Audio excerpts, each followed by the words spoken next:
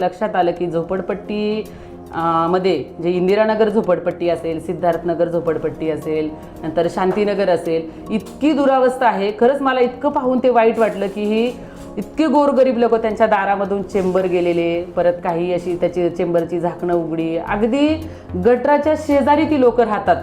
तिथंच त्यांचं जेवण बनतं, तिथेच ते झोपतात, तिथेच ते राहतात.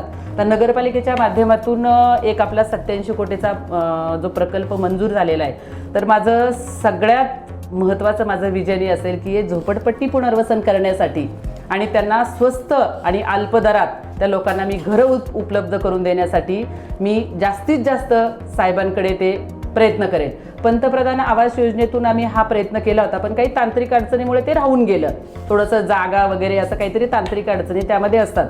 तर 87 कोटीचा जो तो प्रकल्प आहे, त्या प्रकल्पामध्ये समजा ह्या सगळ्या झोपडपट्ट्या जर आपण एकत्र आणल्या, तिथे जर आपण तो प्रकल्प उभा केला, तर ह्या सर्वसामान्य अगदी गोरगरीब लोकांना अल्प आणि स्वस्त दरात घरं मिळतील.